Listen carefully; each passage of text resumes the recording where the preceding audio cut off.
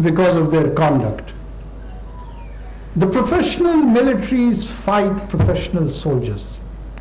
The professional militaries do not kill unarmed children.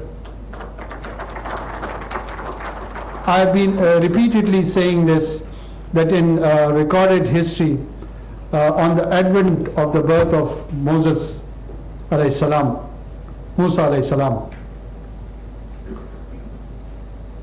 reportedly the children of Bani Israel were killed by the order of pharaohs.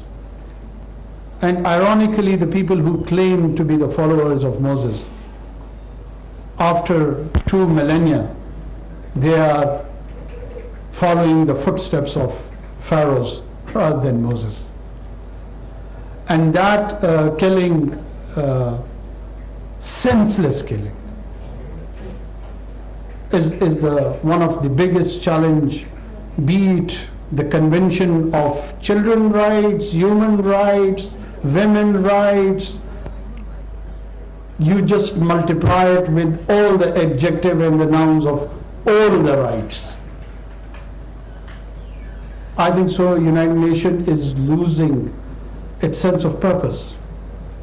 I think so the international community is losing its sense of calling itself responsible nations and governments. This appalling and atrocious act has to end. I would repeat it again, this children's Holocaust has to stop, and it has to stop now.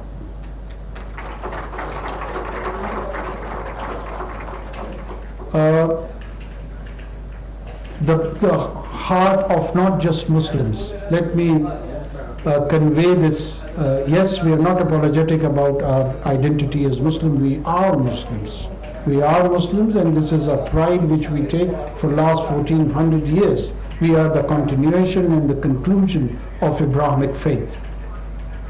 But whatever is happening in Gaza is beyond religion. Any decent human being, and the latest figure gives us that there are around 8 billion. Probably you can't even find genuinely thousands of people amongst these 8 billion who could defend such a defenseless act. So the majority of mankind is on other side. From diversified faith, from the diversified background, everyone, men, women, children, elderly, young, are condemning this brutal act, and it should remind us that on this Children's Day, those children of Gaza, we are honestly ashamed of you. I can't look into the eyes of my own son. I feel helpless. I feel helpless because there are implications when we think to respond to such challenges.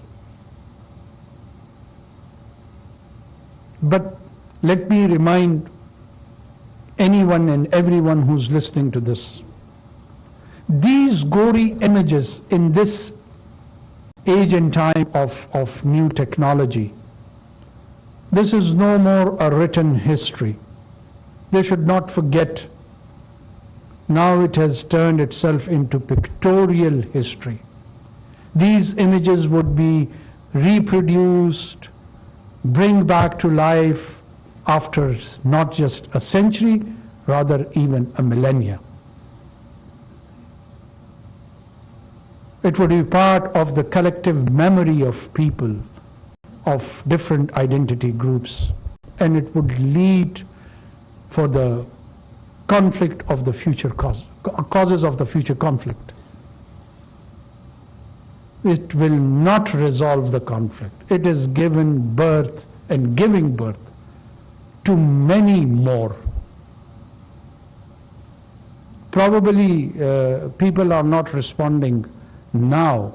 Who can guarantee that this behavior will not radicalize within a decade, 2, 3, 5 century. Nobody can.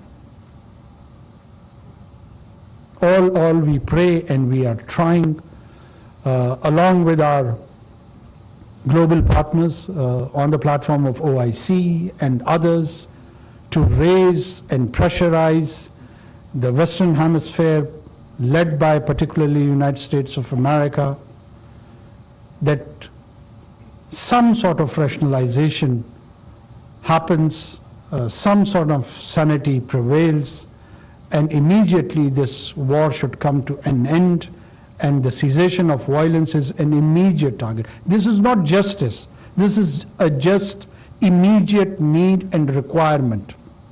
We are not saying that justice would ceasefire. No, not at all.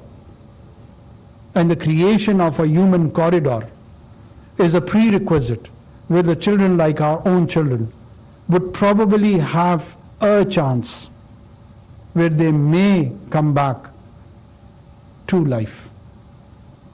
They are vulnerable, their life is at stake, the injured, women, elderly, everyone. It is simply a genocide happening around us, and we have to raise our voice, we have to play a role, whatever we can in our own capacity, be at the governmental level or a societal level, and try and translate that this should come to an end. I thank you all for giving me this opportunity.